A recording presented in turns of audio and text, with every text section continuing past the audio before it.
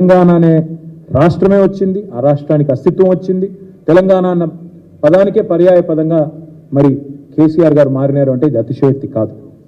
అందుకే తెలంగాణ కోసం ఆనాడు 32 రాజకీయ పార్టీలను ఒప్పించిన, దేశ రాజకీయ వ్యవస్థను ఒప్పించిన, పార్లమెంటులో ఇక ప్రతి ఒక్కరిని కింది స్థాయి 4th క్లాస్ ఎంప్లాయీ నుంచి ప్రధానమంత్రి దాకా అందరినీ కలిసి మరి ఆనాడు ఈయనను చూడంగానే మాకు తెలంగాణ గుర్తొస్తుంది అనే విధంగా కేసీఆర్ గారు ఎక్కని కడపలేదు, మొక్కని బండలేదు అన్నట్టు ఆనాడు విస్తృతంగా ఢిల్లీలో మరి ఆ రోజు చేసిన ప్రయత్నం వల్లనే రాష్ట్రం సాకారమైన విషయాన్ని కూడా నేను గుర్తు చేస్తా ఉన్నాను.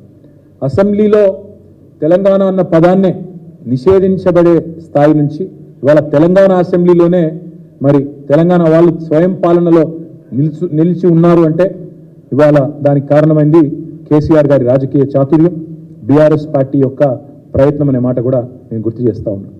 ఏంటి వస్తాయి, గతంలో 7 మండలాలను ఆనాడు కేంద్ర ప్రభుత్వం మనకు ఇష్టం లేకపోయినా గుంజుకున్నప్పుడు హైకోర్టు విభజన తెలంగాణ కోసం ప్రత్యేకంగా హైకోర్టు ఏర్పాటు చేయాలనేది జాప్యం చేసినప్పుడు, కాజీపేట కోచ్ ఫ్యాక్టరీ కానీ బయ్యారం ఉక్కు కర్మాగారం కానీ బలి చేసినప్పుడు, పునర్విభజన చట్టంలో ఇచ్చిన హామీలను ఆనాడు నిలబెట్టుకున్నప్పుడు, కృష్ణా జలాల్లో వాటాలు తేల్చినప్పుడు, పిడికిలి బిగించి తెలంగాణ రైతుల పక్షాన ఆనాడు ఢిల్లీ వేదికగా జంతర్ మంతర్లో అదేవిధంగా తెలంగాణ భవన్లో ధర్నా చేసి మొత్తం దేశం దృష్టిని మన వైపు తిప్పింది బీఆర్ఎస్ మాత్రమే, కేసీఆర్ మాత్రమే.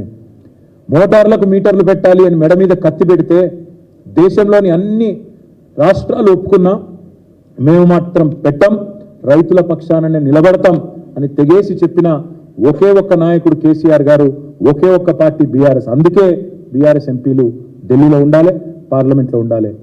సింగరేణిని వేలం వేస్తాం, ప్రైవేటు పరం చేస్తాం, సింగరేణిని కూడబెడతాం, అమ్మేస్తాం అని చెప్పి కేంద్ర ప్రభుత్వం తెగించినప్పుడు మనకు బొగ్గు బ్లాక్లు ఇవ్వకుండా ఆక్షన్లో పెడితే అడ్డుకున్న ఒకే ఒక్క పార్టీ, గొంతు విప్పిన ఒకే ఒక్క పార్టీ, గర్జించిన ఒకే ఒక్క పార్టీ బీఆర్ఎస్ మాత్రమే, గర్జించిన నాయకుడు కేసీఆర్ గారు మాత్రమే అనే మాట నేను మీకు విజ్ఞప్తి చేస్తా ఉన్నా. ఇట్లా ఎన్నో సందర్భాలు, అది రాష్ట్రం యొక్క నీటి వాటాలు కావచ్చు, రాష్ట్రం యొక్క వనరులు కావచ్చు, రాష్ట్రంలో ఉండే మరి ఇచ్చిన హామీలు కావచ్చు, వీటన్నింటి విషయంలో మనం బలంగా మాట్లాడాలి, మన గలం విప్పాలి అంటే అది కాంగ్రెస్ బీజేపీల వల్ల కాదు. ఎందుకంటే వాళ్ళు జాతీయ పార్టీలుగా సహజంగానే వాళ్ళకి ఎటుంటుందంటే ప్రత్యేకంగా వాళ్ళకి తెలంగాణ మీద ప్రేమ ఉండదు. పార్లమెంట్లో ప్రత్యేకంగా ఎన్నడన్నా రాహుల్ గాంధీ ఒక్కరోజన్న రాహుల్ గాంధీ లేదా తెలంగాణ కాంగ్రెస్ ఎంపీలు ఒక్క పూటనన్న తెలంగాణ గురించి మాట్లాడిన పరిస్థితున్నదా? ఎప్పుడన్నా ఉంటే ఇంకా కేసీఆర్ గారిని బద్నాం చేయాలనే ప్రయత్నం, తెలంగాణను చిన్నగా చేసి చూపెట్టాలనే ప్రయత్నమే చేసిండ్రు తప్ప రద్దు చేసిన ఐటీఐఆర్ గురించి ప్రశ్నించలేదు, తెలంగాణకు న్యాయబద్ధంగా రావాల్సిన హక్కుల గురించి మాట్లాడలేదు, తెలంగాణకు ఇవి కావాలి అవి రావాలి అని ఎన్నడన్నా రాహుల్ గాంధీ కానీ నరేంద్ర మోడీ గారు కానీ మాట్లాడినరా? ఒక్కసారి గుర్తు తెచ్చుకోండి. పార్లమెంట్లో బీఆర్ఎస్ ఎంపీల దళం లేకపోతే, తెలంగాణ పార్టీకి బలం లేకపోతే తెలంగాణ పలుకుబడి ఢిల్లీలో పడిపోదా? దయచేసి ఆలోచించండి. మన గలం ఉండదు, మన బలం ఉండదు, మళ్ళీ మనం అనామకులుగా ఎట్లయితే ఆనాడు తెలంగాణ పదాన్ని శాసనసభలో నిషేధించినారో రేపు పార్లమెంట్లో కూడా తెలంగాణ అన్న పదమే వినబడకుండా పోయే ప్రమాదం ఉంటుంది బీఆర్ఎస్ లేకపోతే. ఇది కూడా రాష్ట్ర ప్రజలు గుర్తెరగాలని చెప్పి కూడా నేను కోరుతా ఉన్నా. ఇంకొక మాట కూడా, ఇతర రాష్ట్రాల్లో మరి వాళ్ళందరూ వాళ్ళ రాష్ట్ర ప్రయోజనాల కోసమేమో కలిసికట్టుగా పోరాడతారు. ఇక్కడ రాజకీయంగా ఎన్ని వైరుధ్యాలు ఉన్నా తమిళనాడులో మళ్ళీ తమిళనాడు రాష్ట్ర ప్రయోజనాల విషయానికి వస్తే ఎంపీలందరూ ఒకటవుతారు. కానీ దురదృష్టం తెలంగాణలో ఆ పరిస్థితి లేదు.